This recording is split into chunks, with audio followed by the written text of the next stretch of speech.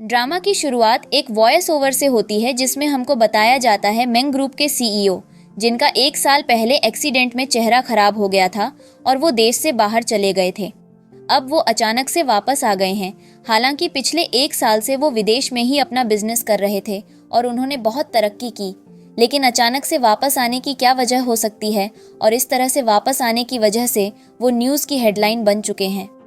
अब एंटर होते हैं हमारे मेल लीड मेंग यांग। वो जैसे ही कार से निकलता है तो सभी लोग झुककर उसका वेलकम करते हैं और दिखने में हमारा हीरो बहुत हैंडसम है। मेंग का मैनेजर आकर उसको बताता है कि आज के शेड्यूल में एक क्लास रियूनियन है एक होटल में, जिस पर मेंग अपने मन में सोचता है आज फाइनली मैं 1 साल बाद अपनी वाइफ से मिलूंगा। सीन शिफ्ट होता है, हमको हमारी फीमेल लीड दिखाई जाती है जिसका नाम टोंग है। टोंग किसी का इंतजार कर रही थी। उसको गुस्सा आ रहा था क्योंकि वो जिसका इंतजार कर रही थी वो अभी तक नहीं आया था। तभी उसके पास उसकी एक फ्रेंड आती है जिसका नाम हुआन है। हुआन टोंग से पूछती है, क्या तुम्हारी डेटिंग वेबसाइट सच में रियल है? पर जिस हिसाब से हम इंतजार कर रहे हैं मुझे लगता है वो फेक है। उन्होंने हमको चीट किया है। जिस पर टोंग कहती है, पर मैं पहले ही 10,000 युआन पे कर चुकी हूँ तो लगता है तुम्हारे साथ स्कैम हो गया। तभी वहाँ मेंग आता है और टोंग को वाइफ कहता है। मेंग आगे कुछ बोलता उससे पहले ही टोंग सामने से बोलती है, आखिरकार तुम आ गए। हन पीछे से बोलती है, लगता है तुम्हारे 1,000 युआन वसूल हो गए। मैं तो कहती हूँ अपने उस धोखेबाज हस्बैंड को अब अपनी लाइफ से लात मारो। जिस पर टोंग कहती है, सही कहा, जब से मैंने उसके साथ मैरिज सर्टिफिकेट साइन किया है तब से वो गायब है।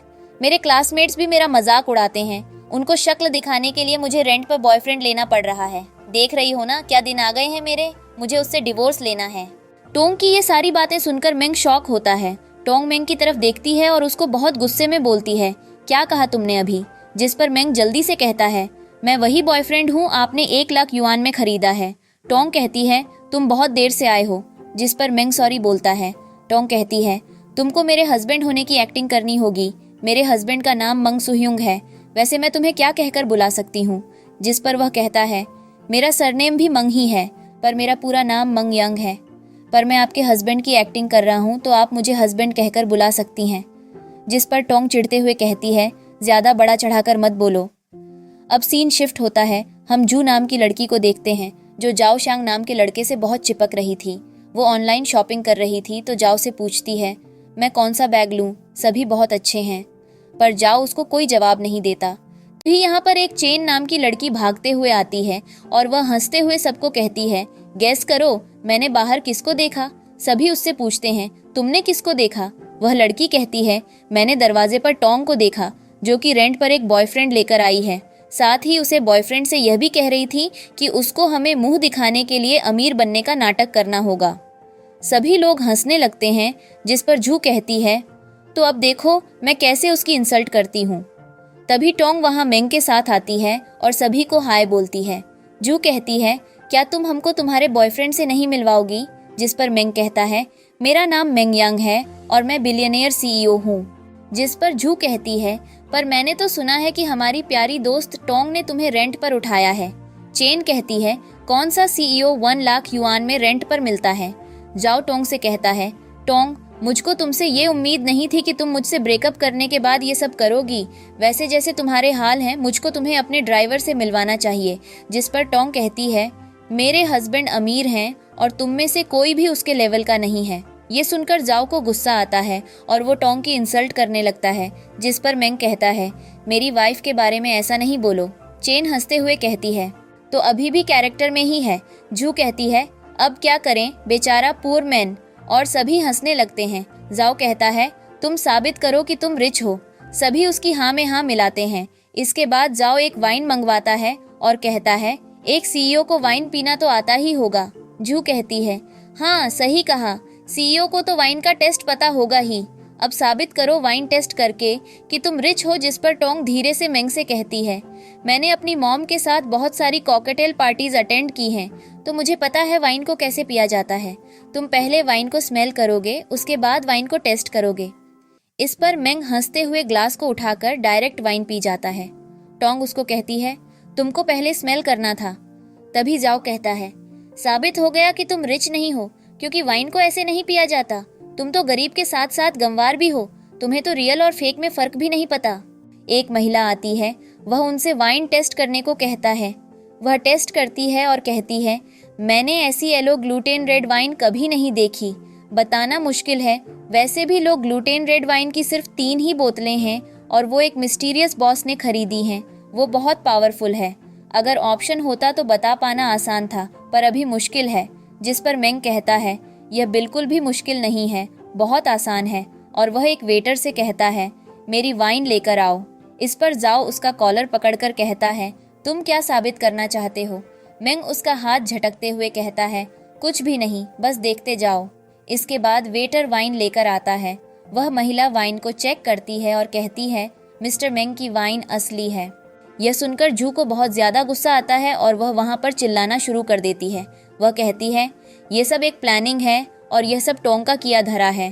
टोंग ने इन सभी एक्टर्स को हायर किया है। वह टोंग से कहती है, तुम्हारी हिम्मत कैसे हुई हमें ट्रिक करने की? और वह बोतल उठाकर उसे मारने वाली थी कि मेंग जोर से चिल्लाता है, जिससे वह वाइन की बोतल गिरकर टूट जाती है। तभी मैनेजर शोर सुनकर आता है और कहता है, ये शोर कौन मचा रहा है?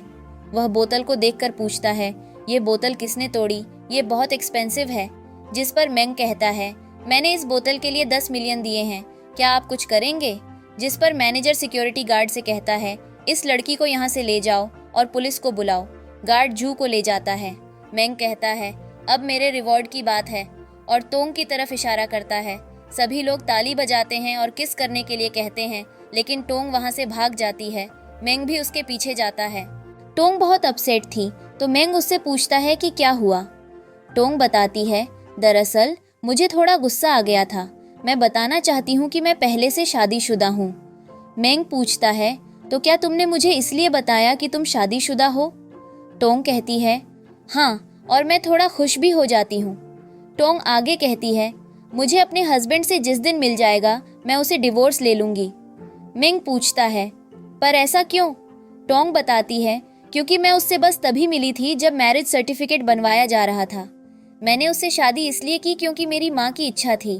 फ्लैशबैक दिखाया जाता है कि शादी के बाद उसकी माँ की मौत हो गई थी। वह बहुत ज्यादा रो रही थी और रोते हुए कहती है, माँ, आपके कहने पर मैंने शादी की, पर आप ही इस दुनिया को छोड़कर चली गईं। अब मैं क्या करूंगी? मेरे हस्बैंड का भी कोई पता नहीं है। इस पर उसकी स्टेप सिस्टर जोर से चिल्लाती है, इतना शोर क्यों कर रही हो? और गुस्से में कहती है, तुम्हारी माँ मर चुकी है। अब मेरे माँ पापा की वापसी है, तो तुम घर से बाहर निकल जाओ। टोंग जवाब देती है, पर तुम्हारी माँ मेरे पापा की मिस्ट्रेस हैं, उनसे शादी नहीं हुई। यह सुनकर उसकी स्टेप सिस्टर को गुस्सा आता है और वह टोंग से झगड़ा करती है और मैरिज सर्टिफिकेट भी फाड़ देती है। टोंग बताती है, मेरे पास कोई भी नहीं था और घर से भी निकाल दिया गया। मुझे पार्ट टाइम जॉब करनी पड़ी, इसलिए मैं उससे डिवोर्स चाहती हूँ। यह कहकर वह जाने लगती है, लेकिन मेंग कहता है, उसका कोई रीजन होगा, और वह रुक जाती है। वह कहती है, क्या कहा तुमने? मेंग एक बार फिर से कहता है, उसका कोई रीजन होगा। फ्लैशबैक दिखाया जाता है कि एक्सीडेंट की वजह से मेंग को कोमा में डाल दिया गया था। टोंग कहती है, जो तुम बहुत बड़ी बात बोल रही हो, और दोनों वहां से चले जाते हैं। इन दोनों की सारी बातें चेन ने सुन ली थी। वह कहती है, ये इसका हस्बैंड तो नहीं है। दोनों बाहर आते हैं। मेंग टोंग को कार की तरफ इशारा करते हुए कहता है, चलो मैं तुम्हें ड्रॉप कर देता हूँ। बहुत सारे लोग सामने झुक जाते हैं। टोंग पूछती है, क्या तुम वाकई में रिच हो? मेंग इनकार करते हुए कहता है, नहीं, मैं रिच नहीं हूँ, यह सब मुझे कंपनी की तरफ से मिला है। टोंग कहती है, तुम्हारी कंपनी बहुत अच्छी है। तभी उसे एक अनजान नंबर से कॉल आती है। सीन शिफ्ट होता है और टोंग उस लड़की से मिलने जाती है जिसका मैसेज आया था। वह लड़की कहती है, मैं तुम्हारे हस्बैंड की गर्लफ्रेंड हूँ और हमारे बीच प्यार है। टोंग कैसे हो, पर मेरे पास भी मैरिज सर्टिफिकेट है। मैं लीगल तौर पर तुम्हारी बीएफ की पत्नी हूँ। इसके बाद जो अपनी घर आ जाती है और वह यही सोच रही थी कि क्या सच में लड़की उसके पति की पत्नी या गर्लफ्रेंड है। वो खुद से कहती है, शायद ऐसा हो कि वो आदमी बिना कुछ बोले गायब हो गया। तभी दरवाजा खटखटाता है। वह दरवाजा खोलती है। मेंग आया था। वह मेंग से पूछती है, तुम यहाँ क्या कर रहे हो? क्या कोई काम है? वह कहता है, दरअसल मुझे जॉब से निकाल दिया गया क्योंकि कल मैंने कंपनी की तरफ से कुछ ज्यादा ही खर्च कर दिया था। टोंग सॉरी बोलती है। वह कहता है, कोई बात नहीं, लेकिन मेरे पास अब जाने को कोई जगह नहीं है। क्या तुम मुझे कुछ दिन अपने घर में रख सकती हो? अब हम टोंग को मेंग के लिए नूडल्स बनाते देखते हैं। वह मेंग को सर्व करती है। मेंग टेस्ट करके बहुत तारीफ करता है, जिस पर टोंग खुश हो जाती है। तभी वहां जाओ और जू आते हैं और खाते हैं। हमने ये घर खरीद लिया है, और वह टोंग को वहां से निकाल जाने के लिए बोलते हैं। वह उन दोनों को वहां से निकाल जाने को कहती है, जिस पर टोंग इनकार करते हुए कहती है, मैं अपनी मम्मी की डेथ के बाद से यहाँ रह रही हूँ, मैं ये घर खाली नहीं करूँगी। जिस पर जू कहता है, ठीक है, लेकिन इस घर का करंट रेंट 1 मिलियन है। अगर तुम रेंट दे सकती हो तो घर में रहो, वरना घर खाली कर दो। जिस पर मंग गुस्से में कहता है कि हम 3 दिन में घर खाली कर देंगे। जिस पर जू अपने एक आदमी को दोनों को घर से निकालने के लिए कहता है। जैसे ही वह आदमी टोंग की तरफ अपना हाथ बढ़ाता है, वैसे ही मेंग उसे मारता है और बाकी सबकी भी बुरी तरह पिटाई करता है, जिससे सभी वहां से भाग जाते हैं। टोंग बहुत ही ज्यादा परेशान थी, जिस पर मैं उसे समझाता हूँ कि सब ठीक हो जाएगा। जिस पर वह कहती है, मेरे पास अभी कोई जॉब नहीं है। वह कहता है, कोई बात नहीं, सब अरेंज हो जाएगा। अगले सुबह उसे कंपनी में ड्रॉप करता हूँ। वह मुझे थैंक्स बोलती है, और तभी पीछे से मैनेजर मैंग को आवाज़ देता है, लेकिन वह दूसरी तरफ मुड़ जाता है और मैंग से कहता है, अच्छे से काम करना, टेंशन मत लेना। मैंग के अंदर जाने के बाद वह मैनेजर से कहता है, इसका अच्छे से ध्यान रखना, क्योंकि यह न्यू है, तो इस बात का खास ख्याल रखना कि इसे कोई बुली न करे। हम मैंग को कंपनी के अंदर देखते हैं, जहां पहले से चेन मौजूद थी। जब चेन उसे देखती है तो कहती है, क्या तुम पहले दिन ही नौकरी से हाथ धोना चाहती हो? तुम 9 बजे के बाद ही हो, इतना लेट कौन आता है? क्या तुम्हें आने का टाइम नहीं पता, या फिर तुम इतनी ज्यादा बेवकूफ हो कि टाइम पर नहीं आ सकती? टोंग उसकी बातों को इग्नोर करने की कोशिश करती है, लेकिन चेन बार बार परेशान करती है। चेन कहती है, मैं तुम्हारी टीम लीडर हूँ, तुम्हें मेरी बात माननी होगी, मैं तुम्हें जॉब से भी फायर कर सकती हूँ। तभी वहाँ डिपार्टमेंट हेड आता है और पूछता है, क्या हुआ? जिस पर चेन कहती है, ये मेरी जूनियर है, मैंने इससे कॉफ़ी लाने के लिए कहा था, लेकिन इसने इनकार कर दिया। जिससे वह डिपार्टमेंट हेड सोचता है कि उसे प्रेसिडेंट की वाइफ की बात माननी चाहिए। वह टोंग को डांटते हुए कहता है, क्या तुम्हें शिष्टाचार नहीं है? अपनी सीनियर की बात माननी चाहिए। तुम यहाँ न्यू हो, तुम्हें चेन ही सिखाएगी कि कैसे काम करना है। जाओ, जाकर इसके लिए कॉफ़ी लेकर आओ। इसके बाद जब वह बेचारी चेन को कॉफ़ी देती है, तो जानबूझकर चेन वह कॉफ़ी टोंग के हाथ पर गिरा देती है, जिससे उसका हाथ जल जाता है।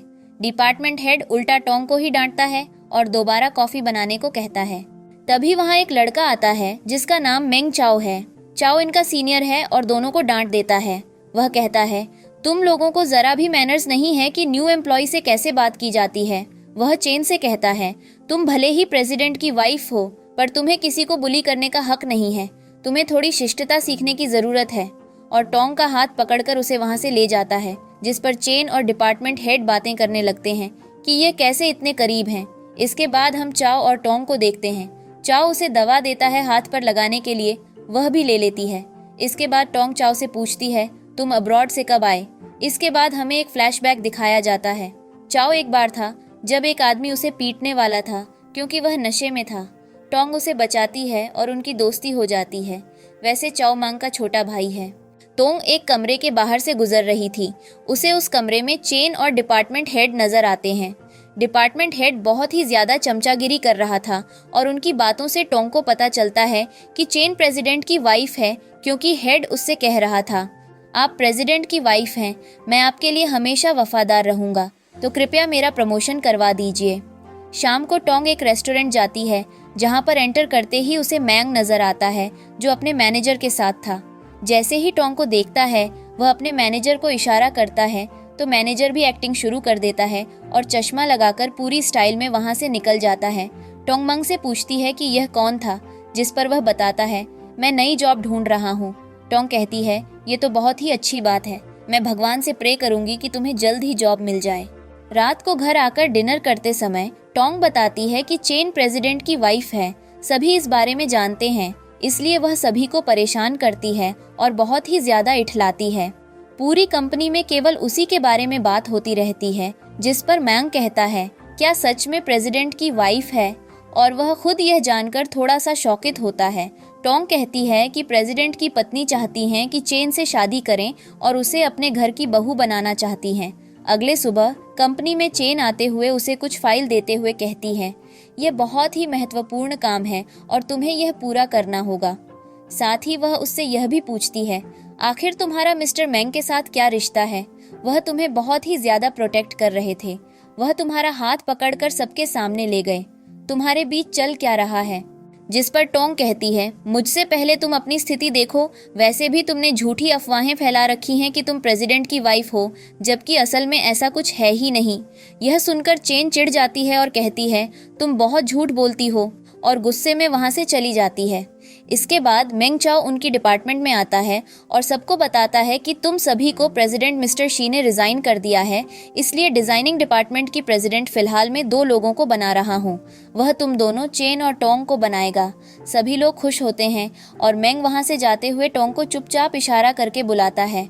चाओ ये चीज नोटिस कर लेती है। टोंग अपना काम कर रही थी, तभी उसके पास चेन आती है और उसे एक पल देकर कहती है, यह कंपनी का बहुत ही ज्यादा महत्वपूर्ण प्रोजेक्ट है, ये होटल का एक प्रोजेक्ट है, और बैठ जाती है। टोंग कहती है, इतना महत्वपूर्ण प्रोजेक्ट तुम मुझे क्यों दे रही हो? जिस पर चेन कहती है, तुम बहुत लकी हो कि तुम्हें यह मिल रहा है। वैसे भी तुम नई हो और नई एम्प्लॉय को ऐसे प्रोजेक्ट नहीं दिए जाते। अगर तुम इसे कर लेती हो तो इसमें तुम्हारा ही फायदा है। इस प्रोजेक्ट के सिलसिले में आज तुम्हें मिस्टर बैंक से मीटिंग करनी होगी, उनके होटल जाना होगा, इसलिए समय से चली जाना। अब इस प्रोजेक्ट पर काम शुरू कर दो। किसी औरत के साथ देखते हुए टोंग सोचती है कि वह यहाँ पर क्या कर रही है। फिर वह खुद से कहती है, बस करो, वैसे भी वह तुम्हारा असली पति नहीं है। जब वह मिस्टर वांग से मिलती है तो वहाँ पहले से जू और जाओ बैठे हुए थे। टोंग उन्हें देखकर शौकित होती है और उनसे पूछती है कि वे यहाँ पर क्या कर रहे हैं, जिस पर जू जवाब देती है कि हम मिस्टर बैंक के बिजनेस पार्टनर हैं और हम बिजनेस के सिलसिले में उनसे मीटिंग करने आए हैं। इसके बाद टोंग मिस्टर वांग को अपनी फाइल देती है तो मिस्टर वांग फाइल को रख देते हैं और कहते हैं, तुम लेट हो, और खड़े होकर उसे गलत तरीके से टच करते हुए कहते हैं, मैं तुम्हारी गलती माफ कर सकता हूँ। जिस पर जू और जाओ हंसने लगते हैं। जाओ टोंग से कहता है कि तुम्हें माफी मांगनी चाहिए और एक वाइन हाथ में उठाता है। टोंग भी वाइन उठाकर मिस्टर वांग से कहती है, मुझे माफ कर दीजिए और क्यों ना हम पहले इस डिजाइन प्रोजेक्ट के बारे में बात करें, और वाइन पी जाती है। पर वाइन पीने के बाद उसे चक्कर आने लगते हैं, जिस पर जू एक क्रीपी सी स्माइल करती है। दूसरी तरफ मयंक अपनी माँ के साथ था। मांग की माँ उससे कहती है, तुम बहुत अच्छे बेटे हो, जिस पर वह कहता है, आप भी बहुत अच्छी माँ हैं। वैसे आपका टोंग को लेकर क्या ख्याल है? जिस पर वह कोई जवाब नहीं देती। इसके बाद वह उसे एक लड़की से मिलवाती है, जिसे देखकर मांग कहता है, मॉम, आप मुझे धोखे से यहाँ ले आई हैं। मैं शादी नहीं करना चाहता क्योंकि मैं पहले से शादीशुदा हूँ। पर वह लड़की मांग पर लाइन मारती है और मांग उसे डांट देता है। तभी उसे एक मैसेज आता है कि एक मीटिंग। दूसरी तरफ हम जाओ और जू को आपस में बातें करते हुए सुनते हैं कि आज टोंग के साथ जो भी होगा बहुत अच्छा होगा। उसे खुद पर बहुत ज्यादा घमंड है और आज उसका सारा घमंड टूट जाएगा जब वह अपने बॉयफ्रेंड के अलावा किसी और आदमी के साथ होगी। और उसके बॉयफ्रेंड को भी, जो खुद को इतना बताता है, इससे एक अच्छा सबक मिलेगा कि उसे किसी से पंगा नहीं लेना चाहिए, खासकर जब वह उससे ज्यादा पावरफुल हो। तभी मेंगजॉ को एक थप्पड़ मारता है और कहता है, तुम्हारी हिम्मत कैसे हुई टोंग के साथ ऐसा करने की? मुझे जल्दी बताओ कि टोंग कहाँ पर है। वह कुछ नहीं बोलता तो मेंग उसे और भी ज्यादा मारता है, जिस पर वह बताता है कि रूम नंबर क्या है। इसके बाद वह भाग जाता है। वह कहती है, कोई बात नहीं, लेट है, अब तक तो सब कुछ हो भी गया होगा। जैसे ही मेंग कमरे में पहुंचता है, टोंग ने बुढ़े की अच्छी खासी पिटाई कर रखी थी और उसे मारते हुए गालियां दे रही थी। तुम आज के बाद ऐसा किसी के साथ करोगे तो तुम्हारे साथ ठीक नहीं होगा। जैसे ही वह मेंग को देखती है, कहती है, फाइनली तुम आ गए, और बेहोश हो जाती है। मेंग उसे जल्दी से गोद में उठाकर वहां से ले जाता है। अगले सुबह टोंग अपने घर पर होती है। वह उठते ही सबसे पहले उसकी नजर मेंग पर जाती है। मेंग उसे बताता है कि वही उसे रात में लेकर आया था, जिस पर वह मेंग से सीधे सवाल करती है, तुम उसे होटल में क्या कर रहे थे? वह कहता है, मैं वहाँ पार्ट टाइम जॉब करता हूँ, मैं वहीं पर था जब तुम्हारा मैसेज आया, इसलिए मैंने जल्दी से तुम्हें यहाँ ले आया। पर वह कहती है, तुम बहुत ही ज्यादा फास्ट हो, और उसे धन्यवाद भी बोलती है। इसके बाद उसके मैनेजर का कॉल आता है। वह कहता है, मेरे बॉस का कॉल है, मैं रिसीव करके आता हूँ, और कमरे से बाहर चला जाता है। मैनेजर कॉल पर उसे बताता है, मैम ने एक महत्वपूर्ण पार्टी रखी है जिसमें वह आपको सभी से इंट्रोड्यूस कराएंगी। इसमें आपका आना बहुत ही ज्यादा महत्वपूर्ण है, जिस पर वह हाँ बोल देती है। इसके बाद हम चेन को देखते हैं। सभी लड़कियां चेन की चमचागिरी कर रही थीं और उसकी तारीफ कर रही थीं कि वह कितनी सुंदर है। सीईओ हो तो उसके प्यार में गिर जाएंगे। जिस पर वह भी बहुत खुश हो रही थी और कहती है, बाकी में मैं सुंदर हूँ, हाँ, और सीईओ मुझसे ही शादी करेंगे क्योंकि मैं उनके परिवार को बहुत ही ज्यादा पसंद हूँ। तभी वहाँ एक लड़की आती है और कहती है कि मुझे पता चला है कि स्टोर रूम में सीईओ का फोटो है। सभी वहाँ पर भागकर जाने लगती हैं और रास्ते में उन लड़कियों को टैंग भी मिल जाती है। वे सभी कमरे के अंदर एंटर करती हैं, पर टैंग बाहर ही रह जाती है। तभी पीछे से चाओ आता है और टोंग को एक ड्रेस गिफ्ट करते हुए कहता है कि असल में आज एक पार्टी है, तो कृपया मेरे साथ चलो। ये मेरे भाई के लिए पार्टी है और मैं तुम्हें वहाँ ले जाना चाहता हूँ ताकि मेरे साथ कोई मेरी फीमेल फ्रेंड रहे। उम्मीद है तुम मेरी बात समझोगी और पार्टी में चलोगी। जिसके लिए वह हाँ बोल देती है। इसके बाद जब वह घर पहुँचती है तो वह सबसे पहले उन्हें आवाज़ लगाती है, पर वहाँ उसे एक नोट मिलता है, मैं जा रहा हूँ, मैंने तुम्हारे लिए खाना बना दिया है, खाना खाकर सो जाना। जिस पर वह मुस्कुराती है। इसके बाद हम बैंक को देखते हैं, जो चाओ से पूछता है कि वह यहाँ पर क्या कर रहा है। चाओ कहता है कि वह अपनी गर्लफ्रेंड का वेट कर रहा है। वह अंदर जाता है। प्रतिक्रिया से हमें पता चलता है कि वह अपने भाई को बिल्कुल भी पसंद नहीं करता। अब हमें एक फ्लैशबैक दिखाया जाता है। जब कंपनी में टोंग होती है तो वह स्टोर रूम में एंटर करती है और वह वहाँ बैंक और मैनेजर को एक साथ देख लेती है। वह पूछती है कि क्या तुम एक दूसरे को जानते हो, जिस पर दोनों ही इनकार करते हैं। फिर मेंग कहता है, असल में हाँ, मैं यहाँ एक काम से आया हूँ और उसी काम के सिलसिले में इनसे बात कर रहा हूँ। वह मैनेजर की तरफ देखता है और कहता है, हम लोगों को एक ज़रूरी काम है, और दोनों को कमरे से बाहर ले जाते हैं। तभी हमें एक और फ्लैशबैक दिखाया जाता है। जब सभी लड़के स्टोर रूम में घुस गए थे तो अंदर मैनेजर था और सभी लड़कियों को एक फेक फोटो दिखाते हुए कहता है, यही तुम्हारे सीईओ हैं। अब अगर तुमने अपनी आंखें सही से देख ली हैं तो यहाँ से चली जाओ। सभी लड़कियां बाहर चली जाती हैं, लेकिन तुरंत एक बॉक्स के पीछे से मेंग बाहर आता है। तभी टोंग को कुछ याद आता है और वह वापस कमरे में जाती है और उसने मैनेजर और मेंग को एक साथ देख लिया था। सीन फिर प्रेजेंट में लौटता है। तब टोंग भी वहां आ जाती है। मेंग से कहती है, तुम जल्दी से तैयार हो जाओ, मुझे किसी काम से जाना है। टोंग को वहां पर जो और जाओ मिलते हैं। जाओ टोंग से कहती है, तुम यहाँ पर क्या कर रही हो? जिस पर टोंग जवाब देती है, मैं यहाँ पर मिस्टर मैंग की पार्टी में हूँ। तुम जैसी गरीब लड़की इतनी रिच पार्टी में क्या कर रही हो? जाओ भी उसकी इंसल्ट करने लगता है और एक सुरक्षा गार्ड को बुलाकर उसे वहां से धक्के मारकर बाहर निकालने को कहता है। तभी वहां पर चाओ आता है और जाओ के सामने अपना सिर झुका देता है। जाओ कहता है, तुम लोगों की हिम्मत कैसे हुई टोंग के बारे में ऐसा बोलने की? इससे जल्दी से माफी मांगो। इस पर जो कहती है, आप नहीं जानते यह लड़की कैसी है, ये पहले से शादीशुदा है और किसी और लड़के को भी देख रही है। जिस पर जाओ कहता है, मुझे सिखाने की जरूरत नहीं है, तुम मेरी टीचर नहीं हो, जितना कहा है उतना ही करो, माफी मांगो अब के अब। इसके बाद पार्टी शुरू होती है। मेंग की माँ घोषणा करती है कि वह अपने बड़े बेटे की शादी तय कर रही है।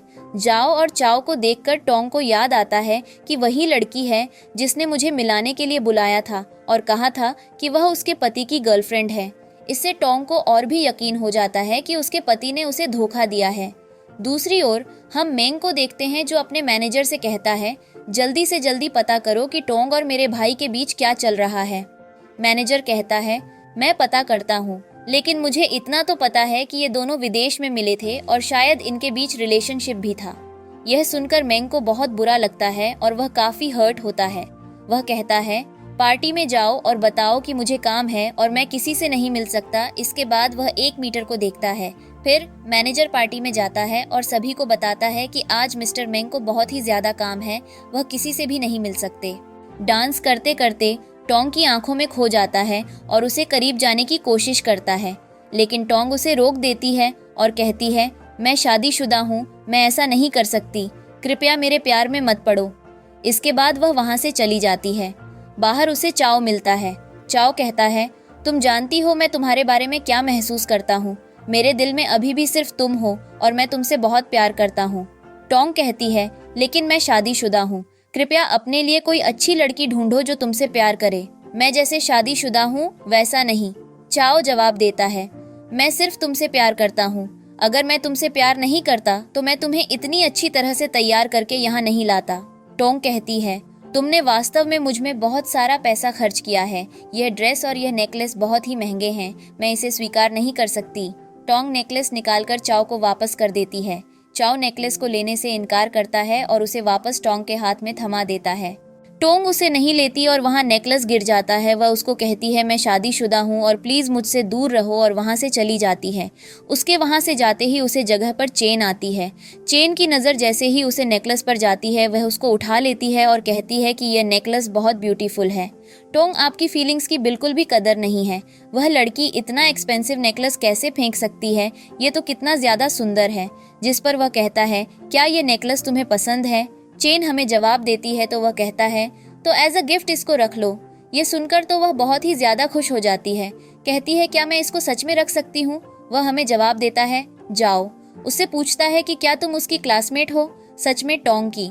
जिस पर वह हमें जवाब देती है। वह कहता है टोंग सच में शादीशुदा है क्या, जिस पर वह हाँ कहती है। इस पर वह उसका गलत पकड़ता हूँ, कहता है मुझे बताओ उसने किससे शादी की है। चेन जवाब देती है मुझे नहीं पता, मैंने उसके पति को कभी नहीं देखा, बट मुझे इतना ज़रूर पता है कि उसकी माँ की आखिरी इच्छा थी कि वह शादी करे, इसलिए उसने कर ली। बट रियूनियन में अपने साधक लड़के को लेकर आई थी जो कि काफ़ी हैंडसम था और वह उसको अपना हस्बैंड बोल रही थी। उसका नाम किया था।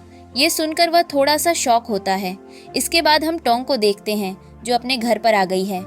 यहाँ पर उसे मिलाने मेंग भी आता है। वह मेंग को समझाती है मैं शादीशुदा हूँ, मुझसे दूर रहो, अपने दिल में मेरे लिए कोई फीलिंग्स मत आने दो। जिस पर मैं कहता हूँ पर फीलिंग आ चुकी है। मेंग कहता है पर मेरे दिल में तुम्हारे लिए फीलिंग्स आ चुकी हैं और अब वह फीलिंग्स नहीं जाएगी। मैं तुमसे सच में बहुत ही ज़्यादा प्यार करता हूँ। जिस पर कुछ जवाब देती है पर मैं प्यार नहीं करती, मैं शादीशुदा हूँ और प्लीज़ मुझसे दूर रहो, और उसको वहाँ से जाने को कहकर अंदर चली जाती है। इसके बाद हम मेंग को उसके मैनेजर के साथ ड्रिंक करते हुए देखते हैं। मेंग बेचारा ड्रिंक करते हुए उसके सामने अपना दुखड़ा रो रहा था कि मुझे समझ नहीं आ रहा कि मैं क्या करूं। वह मेरी वाइफ है, वह मुझसे डिवोर्स लेना चाहती है, मैं उसका रेंटेड हस्बैंड बनकर उसके पास क्या करूं। वह मुझसे प्यार नहीं करना चाहती, मैं क्या करूं, मैं कहाँ जाऊं, मुझे कुछ भी समझ नहीं आ रहा। भाई तू मेरी मदद कर कि मैं कैसे उसको मनाऊं, मैं कैसे उससे दूसरा चांस मांगूं अपनी लाइफ में वापस आने के लिए। इसी बीच हम टोंग और उसकी बेस्ट फ्रेंड को भी देखते हैं। टोंग की बेस्ट फ्रेंड उससे कहती है तुम्हारे पीछे देखो, तुम्हारा रेंटेड बॉयफ्रेंड बैठा हुआ है, उसके साथ में उसका दोस्त भी है। जिसे देखकर वह कहती है ये हमारी कंपनी का मैनेजर है। फ्रेंड कहती है तो इन दोनों के बीच इतना अच्छा रिश्ता कैसे है। जिस पर वह कहती है मेंग वहाँ पर पार्ट टाइम जॉब करता है। फ्रेंड कहती है पर इन दोनों के बीच कुछ ज्यादा ही अच्छा रिश्ता है। वैसे तुम्हारा क्या चल रहा है आजकल, क्या सीन है। जिस पर टोंग जवाब देती है कोई भी सीन नहीं है, मेरा हस्बैंड जिसका मैं इतने दिनों से वेट कर रही हूँ वह अब्रॉड से वापस तो आ गया है, लेकिन वह किसी और लड़की से शादी कर रहा है। मुझे समझ नहीं आ रहा कि मैं क्या करूँ। जिस पर फ्रेंड कहती है और तुम्हारे रेंटेड हस्बैंड का क्या। वह कहती है वह मुझसे प्यार करता है, उसने मुझसे कहा कि वह मुझे लाइक करता है। जिस पर फ्रेंड कहती है तो तुम उसको लाइक नहीं करती क्या। जिस पर टोंग कहती है मैं शादीशुदा हूँ, तुमको यह बात अच्छी से पता है। फ्रेंड कहती है शादीशुदा हूँ, शादीशुदा हूँ, तुम किसी को अपनी लाइफ में आने ही नहीं देती। ऐसा ना हो कि तुम्हारा हस्बैंड भी तुम्हें ना मिले और दूसरा कोई लड़का भी तुम्हें ना मिले, तुम सारी जिंदगी कुंवारी मर जाओगी। जिस पर वह कहती है मैं बिना डिवोर्स लिए किसी और के साथ रिलेशनशिप में नहीं आ सकती। वह दोनों वहाँ से उठकर जाने लगती हैं। तभी मेंग तोंग को पकड़ लेता है और उसको कहता है मैं तुमसे दूसरा चांस चाहता हूँ, प्लीज़ मुझे दूसरा चांस दो, मैं तुमसे बहुत ही ज़्यादा प्यार करता हूँ, मैं तुम्हारे बिना नहीं रह सकता। पीछे से मैनेजर भी बोल रहा था हाँ तुम इसकी वाइफ हो, तुम इसको ऐसे नहीं छोड़ सकती, तुम डिवोर्स नहीं ले सकती, तुम्हें अपनी वाइफ के साथ ही रहना होगा, तुम्हें अपने हस्बैंड के साथ ही रहना होगा, तुम इसको छोड़कर नहीं जा सकती। जिस पर उसकी फ्रेंड कहती है तुम चुप रहो। मेंग तोंग से कहता है मैं सच में तुमसे प्यार करता हूँ, प्लीज़ मुझे दूसरा चांस दो। ये कहते कहते वह बेचारा बेहोश हो जाता है। टोंग उसे घर पर लेकर आती है और उसे वॉशरूम में ले जाकर बैठा देती है और उसे कहती है तुम खुद को वॉश करो ताकि तुम्हारा नशा उतर जाए। पर वह तो उसको ही पकड़ने लगती है। थैंक्स से दूर जाती है, लेकिन उसका हाथ पकड़कर उसे अपने पास खींच लेती है और कहती है और प्लीज़ मुझे दूसरा चांस चाहिए। टोंग खुद को छुड़ाने की बहुत कोशिश करती है पर नाकाम रहती है। अगले मॉर्निंग हम इन्हें दोनों को एक साथ बेड पर देखते हैं। मैं टोंग को टाइट हग करके सो रहा था और बेचारी मेंग को देखकर लग रहा था और बेचारी टोंग को देखकर लग रहा था कि वह सारी रात नहीं सोई। मेंग की जब आंखें खुलती हैं तो वह यह देखकर शॉक हो जाती है। वह जल्दी से उठकर बैठ जाती है। टोंग भी गुस्से में उठकर बैठ जाती है। मेंग कहती है, मैं यहाँ कैसे आई? टोंग कहती है, मैं तुम्हें यहाँ लेकर आई हूँ। टोंग में से कहती है, मेरी बात ध्यान से सुनो, मुझे मेरी मदद चाहिए, मुझे तुम्हारी मदद चाहिए, मुझे समझ नहीं आ रहा कि मैं क्या करूं। मेरा हस्बैंड जो गायब था वह अचानक से वापस आ चुका है और वह किसी और से शादी कर रहा है। मुझे उससे डिवोर्स लेना है। जिस पर वह कहता है, तुम ऐसा मत करो, तुम डिवोर्स मत लो, तुम्हें अपने हस्बैंड से बात करनी चाहिए, तुम पहले उसके साथ बात करो, क्या पता उसके अपने खुद के रीज़न से उसकी बात सुनो, उसके बाद कुछ डिसाइड करना, उसे दूसरा चांस देने की कोशिश करो। जिस पर वह कहती है, हर बार का तुम्हारा एक ही डायलॉग है, अपनी बकवास बंद करो। इसके बाद हम मेंग को उसके मैनेजर के साथ देखते हैं। मैं अपने मैनेजर से कहता हूँ, मुझे आइडिया दो कि मैं अपनी वाइफ को कैसे मनाऊं और कैसे दूसरा चांस लूं। जिस पर वह उसे नए नए आइडियाज़ देने लगता है। वह पहला आइडिया उसे देता है, अपनी गर्लफ्रेंड को भूखे भेजो, एक प्यारा सा, सुंदर सा, बड़ा सा भूखा। जिस पर मेंग खुश हो जाता है। इसके बाद हम टैंक को कंपनी में देखते हैं। उसके पास चैन आती है और कहती है, लंच टाइम में मैंने खाना खाया था, उसका कचरा मेरी डेस्क पर रखा है, जाकर उसको साफ करो। जिस पर टैंग उसको गुस्से से देखती है। वह कहती है, तुम्हें समझ नहीं आ रहा, जाकर कचरा साफ करो। वह जाने लगती है, तभी एक आदमी आकर उसे बुक देता है, पर उसके हाथ से बुक चेन छीन लेती है और कहती है, ओह हो, मेंग ने तुम्हें बुक भेजा है, अफसोस ये उसी की तरह चीप होगा, जाकर मेरा गार्बेज साफ करो। और वहां से चली जाती है। टोंग वह बुक उसे डिलीवरी बॉय को वापस करते हुए कहती है, इसको जाकर कहीं फेंक दो। डिलीवरी बॉय वापस जाकर वह देता है। मेंग को बहुत ही ज्यादा बुरा लगता है। मैनेजर दूसरा आइडिया देता है, उसे अपने साथ डिनर पर लेकर जाओ। इसके बाद हम इन्हें दोनों को घर पर देखते हैं, जहाँ पर मेंग टोंग से कहता है, क्या तुम मेरे साथ बाहर खाने पर चलोगी? वह इनकार करती है। जिस पर वह कहता है, मैंने कभी तुमसे ऐसा नहीं पूछा, मैं पहली बार पूछ रहा हूँ, प्लीज मुझे मना मत करो, मुझे बहुत तेज भूख लगी है, प्लीज मुझ पर रहम खाओ, प्लीज मेरे साथ चलो। वह इतना ज्यादा प्लीज प्लीज करता है कि टोंग हाँ बोल देती है। इसके बाद ये दोनों डिनर के लिए बहुत ही अच्छे होटल में जाते हैं, जिसका मेन्यू देखकर तो हमारी प्यारी हीरोइन को चक्कर आने लगते हैं, क्योंकि वह बहुत ही ज्यादा एक्सपेंसिव था। वह मेंग से कहती है, तुम्हें यहाँ आने से पहले सोचना चाहिए था, यहाँ की हर एक डिश 1 मिलियन से ज्यादा की है, ये बहुत ही एक्सपेंसिव होटल है, यहाँ पर हम कैसे खाना खा सकते हैं। जिस पर मेंग कहता है, अरे चिल करो, मैं हूं ना तुम्हारे साथ। और वह उसके हाथ से मेन्यू लेने लगता है, पर वह मेन्यू को वापस छीन लेती है और कहती है, तुम अपनी जुबान बंद रखो। वह वेट्रेस को बुलाकर कहती है, आपकी यहाँ पर चीप डिश कौन सी है? जिस पर वेट्रेस उसको थोड़े ध्यान से देखती है। वह उससे दोबारा यही सवाल करती है, जिस पर वह कहती है, मैं आपको चाइल्ड मेन्यू लाकर देती हूँ, उसमें सभी चीफ डिश हैं। और इसके बाद टोंग उसी मेन्यू में से सारा खाना ऑर्डर करती है और उसे खाने को देखकर मेंग को बहुत ही ज्यादा बुरा लगता है, क्योंकि वह खाना बच्चों का था। तभी यहाँ पर जो और जाओ आ जाते हैं। उनका खाना देखकर जाओ कहती है, तुमने चाइल्ड मेन्यू में से खाना ऑर्डर किया है? तुम लोग कितने ज्यादा गरीब हो। अगर तुम इतने ज्यादा गरीब हो तो तुम्हें ऐसी जगह जाना चाहिए था जहाँ का खाना तुम अफोर्ड कर सको। ये जगह बहुत एक्सपेंसिव है, ये तुम जैसे लोगों के लिए तो बिल्कुल भी नहीं है। जिस पर जाओ कहता है, सही कहा, यह दोनों एकदम वाहियात लोग हैं। वैसे टोंग, तुम्हारी मंथली सैलरी कितनी है? तुम्हारी सैलरी तो 1000 ही होगी और तुम खाना मिलियंस का खाना चाहती हो। तुम्हें किसी और जगह जाना चाहिए जहाँ पर सिर्फ चिल्लरों में खाना मिलता हो, क्योंकि तुम गरीब हो। जिस पर टोंग को गुस्सा आता है और वह कहती है, मेरे पैसे, मेरा खाना, मेरा मेन्यू, मेरी लाइफ, तुम्हें क्या? मैं जो चाहूँ वही खाऊं, मैं जो चाहूँ उस रेस्टोरेंट में जाऊँ, मैं तुमसे क्यों पूछूं?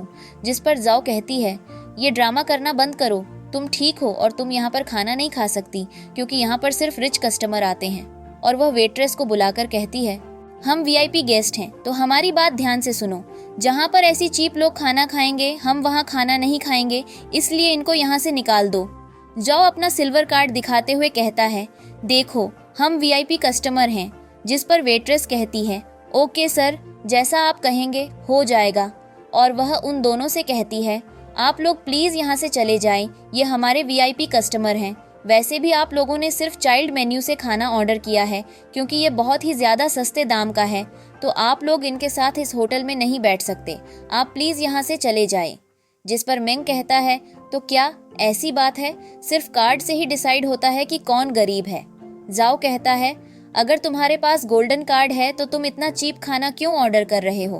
तुमने कोई एक्सपेंसिव डिश ऑर्डर क्यों नहीं की? वेट्रेस कहती है, हाँ, अगर आपके पास गोल्डन कार्ड है तो आप सिर्फ चीफ डिशेस क्यों ऑर्डर कर रहे हो, वह भी सिर्फ चाइल्ड मेन्यू से। आप प्लीज यहाँ से चले जाइए। तभी वहाँ पर मैनेजर आता है और वेट्रेस से कहता है, क्या तुम पागल हो गई हो, और उसे थप्पड़ मारता है। कहता है, यह मिस्टर मेंग है, मेंग शुयंग। ये सुनकर तो तीनों लोग शॉक हो जाते हैं। उनको यकीन नहीं हो रहा था कि उसका फेक हस्बैंड ही उसका रियल हस्बैंड है।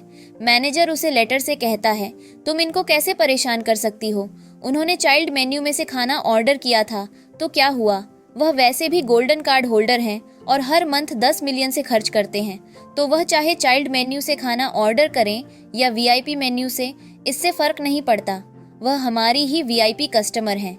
वेट्रेस कहती है, क्या आप सच कह रहे हैं? लेकिन यह आदमी तो गरीब है, ये मिस्टर मैंग कभी नहीं हो सकता, ये जरूर फेक है, ये झूठ बोल रहा है। जिस पर मैनेजर कहता है, बकवास बंद करो, ये मिस्टर मेंग हैं, मैं उनको अच्छे से पहचानता हूँ। और मैनेजर उससे कहता है, तुम्हारा तो दिमाग खराब हो चुका है, तुम ये क्या करने जा रही थी? तुम उन्हें यहाँ से बाहर निकाल रही थी, इसलिए मैं तुम्हें नौकरी से बाहर करता हूँ। जिस पर वह वेट्रेस कहती है, हाँ, मैं बहुत ही ठीक नहीं हूँ, माफ कर दो। खुद को भी थप्पड़ मारने लगती है और वहाँ से चली जाती है। मेंग टोंग से बात करने की कोशिश करता है, पर वह उसे यह कहकर चुप करा देती है, तुम धोखेबाज हो, तुमने मुझे धोखा दिया, तुमने अपनी पहचान मुझसे छुपाई, तुम मुझे बताओ, तुमने मेरे सामने अपनी पहचान क्यों नहीं बताई? जिस पर इस बेचारे के पास कोई भी जवाब नहीं था। तभी वहाँ उसका मैनेजर आ जाता है और वह दूसरी तरफ यह सब कुछ देख लेता है। वह कहता है, लगता है मेरे बॉस को मेरी मदद की जरूरत है और मैं मदद जरूर करूंगा। वह जल्दी से वहां पहुंच जाता है और कहता है, यह मिस्टर मेंग नहीं है, बल्कि यह मिस्टर मेंग के काफी करीब हैं और उनके लिए काम करते हैं, इसलिए उनका कार्ड इस्तेमाल कर लेते हैं। मैनेजर भी इशारा समझ जाता है और कहता है, हाँ, सही कहा, ये मिस्टर मेंग नहीं है। जिस पर जू कहती है, देखा ना, मैंने कहा था, ये फेक है, ये रियल नहीं है।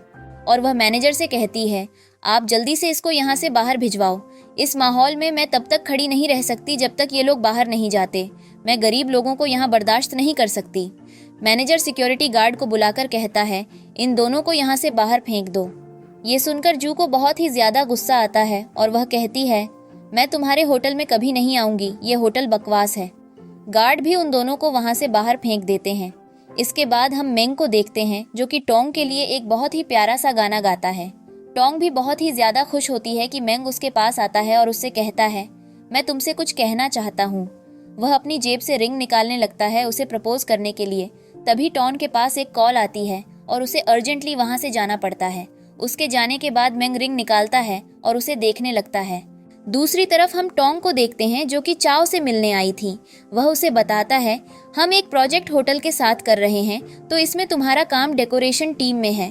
तुम्हें इसे अच्छे से डेकोर करना है ताकि वहां पर आने वाले गेस्ट बहुत ही ज्यादा खुश। टोंग कहती है, ये काम मैं अच्छे से कर लूंगी। चाओ कहता है, देखा जाए तो यह एक तरीके से पेड ट्रैवल है, तुम्हारे लिए एक वेकेशन है, अच्छे से काम करना और इसे एंजॉय करना। इसके बाद वह होटल में आ जाती है और वह रूम को देखकर बहुत ही ज्यादा खुश हो जाती है।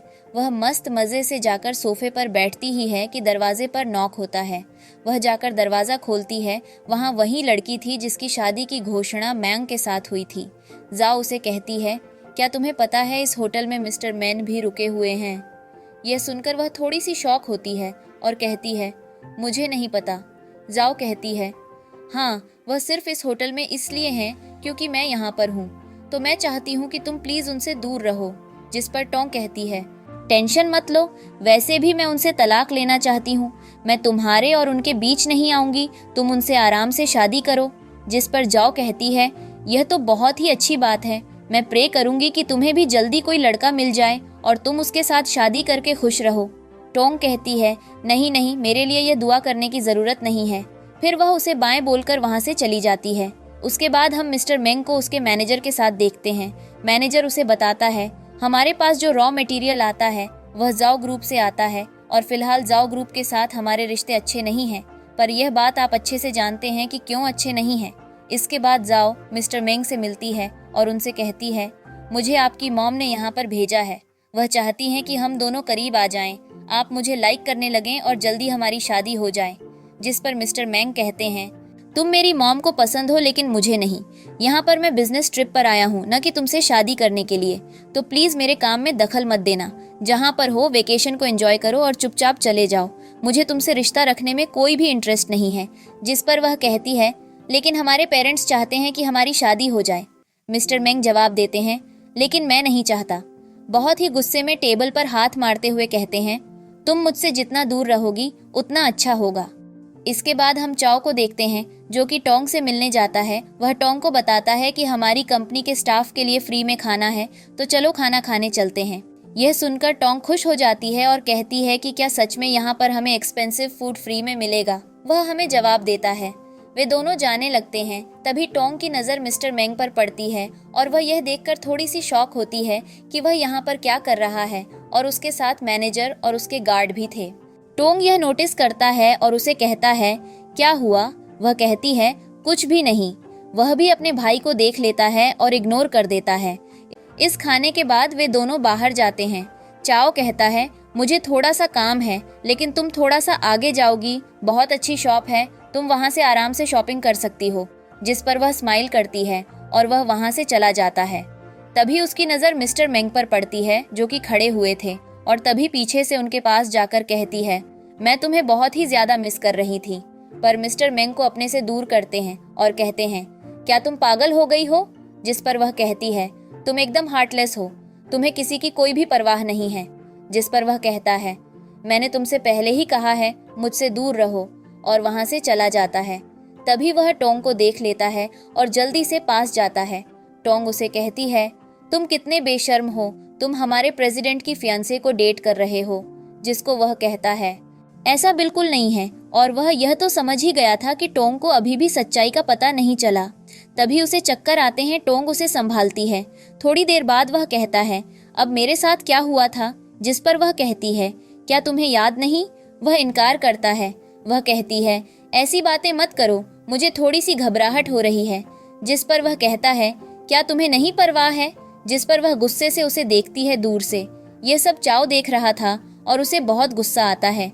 नेक्स्ट मॉर्निंग वह मेंग से मिलता है और उसे कहता है, तुम ब्याह से शादी करने वाले हो तो तुम बेचारी टोंग के पीछे क्यों पड़े हो? टोंग को तुम भूखा क्यों दे रहे हो? जिस पर वह कहता है, टोंग से मेरी पहले से शादी हो चुकी है और तुम टेंशन मत लो, मेरी लाइफ में दखल मत दो। मुझे किसके साथ डेट करना है, किसके साथ शादी करनी है, मैंने सिर्फ टोंग से शादी की है और मैं उसी के साथ रहूंगा। मैं किसी और से शादी नहीं कर रहा, और तुम भी टोंग के साथ अपने ख्वाब देखना बंद करो।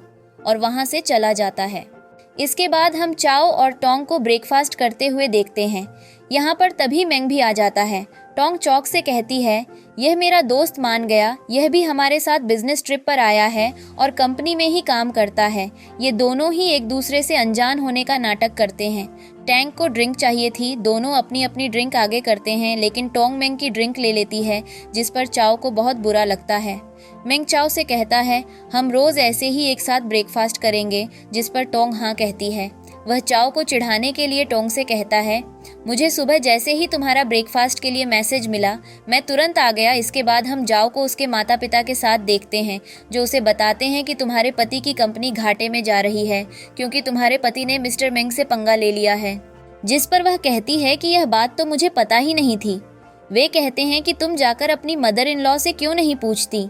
जिस पर जाओ की माँ से बताती है कि क्या तुम्हें पता है, टोंग की माँ बहुत सारी वसीयत छोड़कर गई हैं, जो हमें समय के नाम पर सब मिलनी होगी।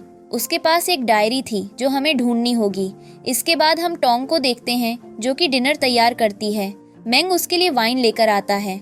वे दोनों डिनर शुरू ही करते हैं कि तभी मेंग के पास उसके मैनेजर का कॉल आता है और वह उसे बताता है कि कंपनी में एक प्रॉब्लम हो गई है, अब जल्दी से आ जाइए। वह जल्दी से वहाँ के लिए निकल जाता है।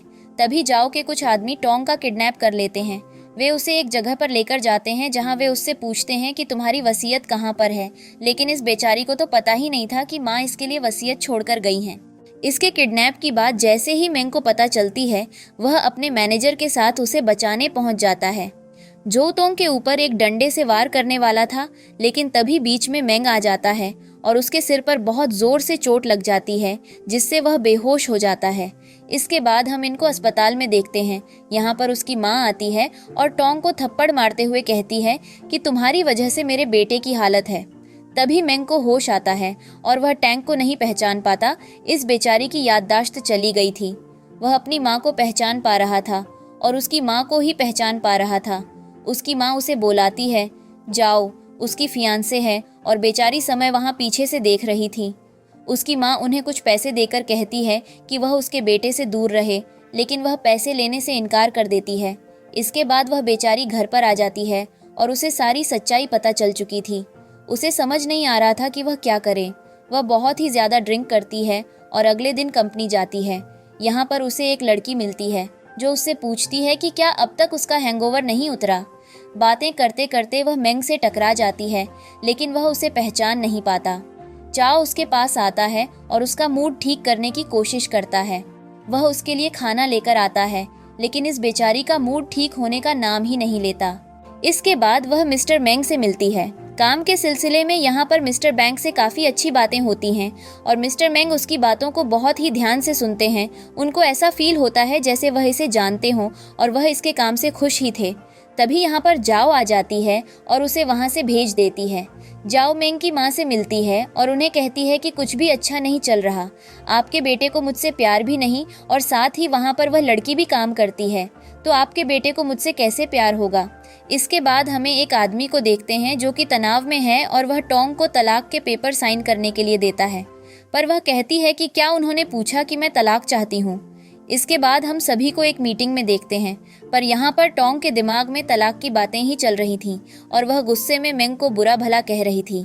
मीटिंग खत्म हो जाती है। चाओ उसे पूछता है कि तुम्हें क्या हुआ। वह कहती है कि कुछ भी नहीं। इसके बाद हम टोंग को अस्पताल में देखते हैं क्योंकि उसकी तबीयत ठीक नहीं थी। उसे वहाँ पर मिलने के लिए चाओ आता है। तभी टैंक को एक मैसेज आता है जिसमें लिखा होता है कि मेरी एंगेजमेंट हो रही है, क्या तुम मेरी एंगेजमेंट में आना चाहोगी। जिस पर वह बेचारी कोई भी जवाब नहीं देती और चाओ से कहती है कि मुझे समझ नहीं आ रहा कि मैं क्या करूं, क्या तुम मेरी मदद करोगे। तो चाओ कहता है कि हाँ, मैं हमेशा तुम्हारे साथ हूँ। इसके बाद हम मिस्टर मेंग और जाओ को डिनर करते हुए देखते हैं। तभी यहाँ पर चाओ के साथ टोंग आती है।